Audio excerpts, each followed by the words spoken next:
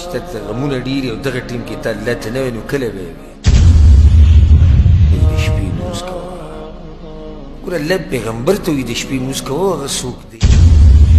نو زما او ستا به څومره ضرورت دی د شپې د عبادت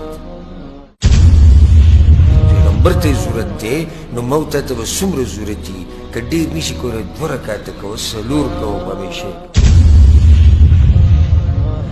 سهار منزل تر پاسې او پاو ساعت مخکې راپاسه 20 منټه مخکې راپاسه دا دې نه پاتې نه شي حدیث کې راځي پیغمبر صلی الله علیه وسلم وایي علیکم بقیام اللیل د شپې دا لمونځ وې پرې نه دی ګورې فانه دأب الصالحین قبلکم د آدم علیه السلام نه واله او د دې وخته پورې چې څومره نیکان خلک دي هغه ټول د شپې تهجد کوي دا د ټولو لار ده او په دې شپه کې ګوره ډېر ناشنا رازونه پراته دي خو دا شپه خبرې دي چې نو که چېرته دې موږ تپوس کړی وي چې ته راته څه عجایبات بیان کړي چې ګوره څه څه به بیانولې څومره نیکان خلک دي د شپې په دې تېرو کې ولاړ یې الله ته جاړي موږ ته څه خبرې نو د شپې صحیح څه د الله دپاره لازم وباسئ 15 منټه وباسئ 10 منټه وباسئ ټایم دی هېڅ نه دی اجر به راته میلاو شي مسئلې او غمونه به دې ختم شي زړه ته به دې سکون میلاو شي عسى أن يبعثك ربك مقاما محمودا نږدې ده چې وبلیږي تا لره رب ستا ځای ستایلې شوي ته الله به وي تا لغه ستایلی شوی ځای درکړي مقام محمود کوم ځای دی شفاعت کبرا شفاعت کبرا څه ته وایي هغه حدیث مونږ بیان کړی بار بار چې د قیامت په ورځ دا خلک ولاړي په عرض محشر باندې نو تنګ به شي اوږده ورځ به نو خوراک او نه څښاک او نور به رانږدې شوي د 1 میل په فاصله کې نو بیا دا خلک به مشوره وکړي چې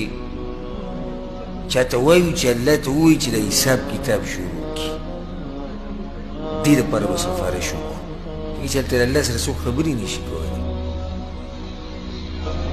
يوم يقوم الروح والملائكة صفا لا يتكلمون خبرې به څوک نه شي کولی موږ ټولو به اتفاق راشي چې په آدم علیه السلام پسې ځو د انسانانو پلار دی الله په خپلو لاسونو پیدا کړی آدم علیه السلام پسې به لاړ شي حاصل دی چې هغه به ورته نفسي نفسي ما د خپل ځان سره غم دی الله دې ونې نه منع کړی وم ما خوړلی او پته چې نن به زما سره څه معاملې کېږي او زما رب وایي نن دومره غوسه کې دی چې نه چې ته مخکې دومره غوسه کې او نه به دې نه بعد دومره غوسه کې راشي په نوح علیه السلام پسې دا اولنی پیغمبر الله لېږلی خلک به ورشي په نوح علیه السلام پسې هغه به وایي نفسي نفسي زه د خپل ځان غم اخیستی زما رب نن غوسه دی تاسو لاړ شئ په ابراهیم علیه السلام پسې دا د الله خاص ملګری ابراهیم علیه السلام به هم جواب ورکړي چې زه د خپل ځان غم وړی پیغمبران په هغه ورځ بخلی شوي انسانان د خپل ځان غم نه کوي خلک به تیر تاسو لاړ شئ په موسی علیه السلام پسې دا د الله کلیم الله دی د الله سره په مخه به خبرې کولې موسی علیه السلام به هم دغه جواب ورکړي بیا تاسو لاړ شئ عیسی علیه السلام پسې الله بغیر د پلار نه پیدا کړی دی عیسی علیه السلام به هم جواب ورکړي او چې تاسو لاړ شئ په محمد صلی الله علیه وسلم پسې دا د اولنو د اخرنو سردار دی ده ته الله تېر شوي او راتلونکې خطاګانې ټولې معاف کړي پیغمبر صلی الله علیه وسلم وایي خلک به په ما پسې راشي وایي زه به ورته یم چې انا لها زه د دې دپاره یمه بیا به وایي زه په یو اوږده سجده باندې پرېوځم او دومره حمدونه به د الله ووایم چې الله به یې راکولاوی را باندې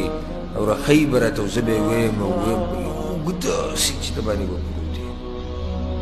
بیا هم خبرې نه شي کولی به د الله د اجازت نه بغیر دا په سجده ولې پرېوتی چې الله اجازت راکړي نو بیا به ورته الله ووایي چې ارفع رأسک سر اوچت که سل تعطا چې څه غواړې در به یې کړو وشفع تشفع او د چا مبارک کې سفارش کې وبه یې کړو نو هله به بیا پیغمبر صلی الله علیه وسلم الله ته وایي چې یا الله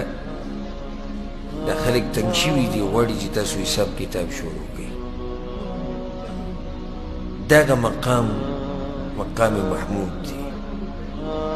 دا مقام د بل چا نشته دا صرف